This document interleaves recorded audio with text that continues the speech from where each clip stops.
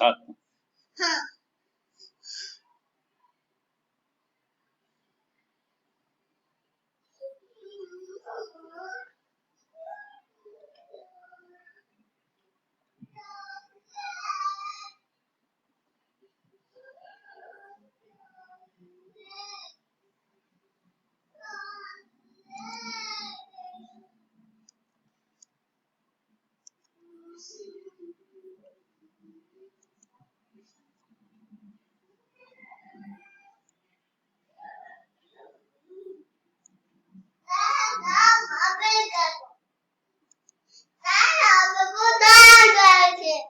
पलट, बदमाशी नहीं करो, बहुत पिटाई करेंगे बाबू को रुलाया तो। आप सीजर लेके कटिंग करो। यहाँ पेपर, वो पेपर है, कटिंग कर लो।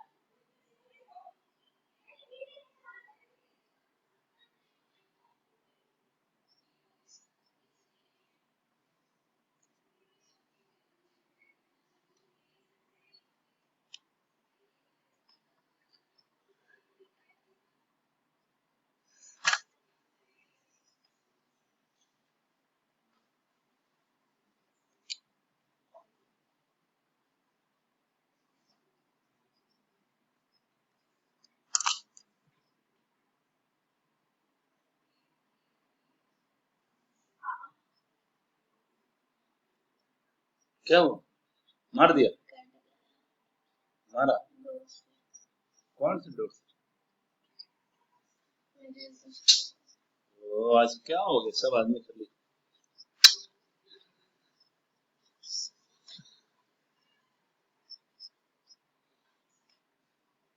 जाओ, सेंटर में दिखा के आ जाओ,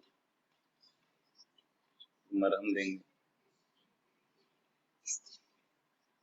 वहाँ पे तो वो हुआ था ना, सैनिटाइज हुआ या नहीं?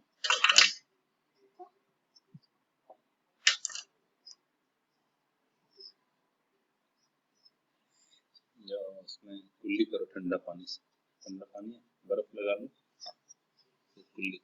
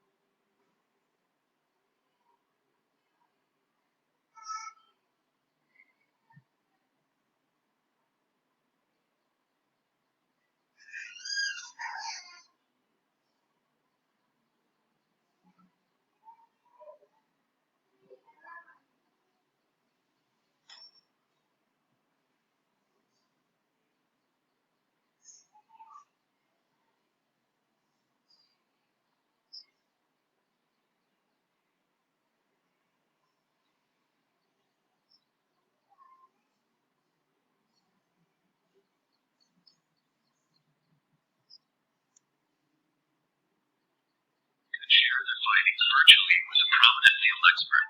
This dynamic interplay of all three components is key. You can use the TPAC framework to assess your own knowledge of content, pedagogy, and technology. Consider which areas you feel confident about and which areas you could improve upon. But also think about how you can collaborate with others at your school or in your professional learning communities to combine your strengths. For example, you could meet with your technology coordinator to brainstorm ways to redesign learning experiences. And knowing that each student, each teacher, and each classroom differs, the dotted line around the framework symbolizes the context that affects how TPAC is applied in a practical sense. TPAC takes into account that every classroom context is unique due to variations in professional development, school climate, and available resources.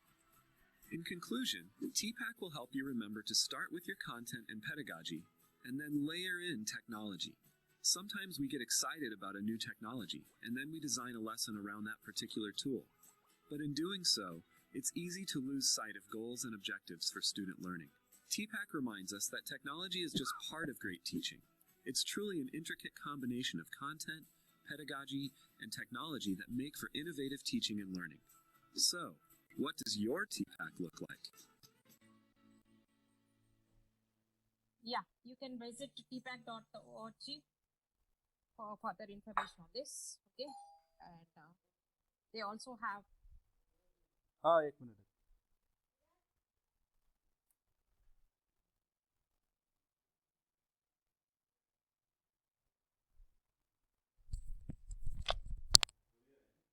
Studies on TPAC and also research findings and all. They share everything on that. Okay. So, in order to equip you or all participants of this workshop, we have designed in such a manner. We try to introduce instructional design, what are the learning theories, how to write learning outcomes, how to design actual design part using a template. Now I'll share the template with you. Design assessments. What is the backward design? I'll take you through that model. So what are various e-learning? Phase 1, obviously we should then development. We also evaluate the effectiveness and impact of our technology-enabled learning or blended learning. In phase 1, what do? We should plan and design our blended course. It can be a face-to-face course, it can be a blended course if universities or campuses open, or it's like ours, like fully blended online learning. And for that, I use backward design model. Various and instructional design models are there, but I prefer to use backward design because I would like to start with the learning outcomes, then design assessment, what I would like to collect evidences from students and all, then designing learning activities, then identifying learning resources. It can be either self or sourcing open educational resources. Then what should be my online facilitation strategies. So I have a template for that. In the development phase, we need to develop content, or you can also find existing resources like OER. This content, along with the content, you should also try to develop interactions for students. Again, interactions we classify into 3. I think on the next slide we have that. And find resources and technology is useful for content development as well as course development. So you have already learned how to use Screencast-O-Matic, and some of you said I have been using some other screencasting tools. You can use that. And you have also learned how to convert that into an interactive content or interactive video for improving student engagement. And we also learned how to find existing open educational resources and open source software technologies like Moodle. Yeah, to deliver blended learning course to students. And we also learned about, I think yesterday we had a session on online facilitation strategies. So how to improve student learning, how to improve student engagement. Everything should be student-centered or learning-centered. And coming to this evaluation phase, once you design and develop your course, don't think it's final. It's done. Always, we should have multiple iterations so that we can improve upon the course. Always from here, once you evaluate, again, it may come back here, starting from designing or some part. I'm not saying the entire course we need to scrap, some part of that. And you should also think how you're going to evaluate the quality of your blended learning course. Whether you are going to periodically collect feedback from your students using the Moodle feedback module, or if you are open-minded, request your peers to evaluate using, I'll share that evaluation checklist, learnability evaluation checklist, using the checklist. So what's the score they give you? Based on that, how would like to improve the quality of your design and course development and online presentation strategies and all. Coming to the first phase, that is phase 1. As I said, I'll always start with defining measurable learning outcomes, and then followed by design assessment strategies and feedback strategies. So always you should combine assessment with feedback. Assignment Moodle supports, as I said, audio and feedback. Or if you want to upload inserted comments in a Word format, that also you can do. And also how frequently, yesterday we learned how to use that messaging functionality. How frequently?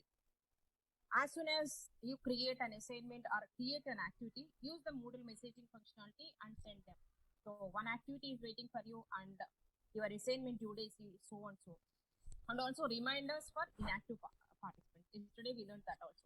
Coming to the interaction part, we classify learning interactions into learner and instructor, learner and content, and learner and learner.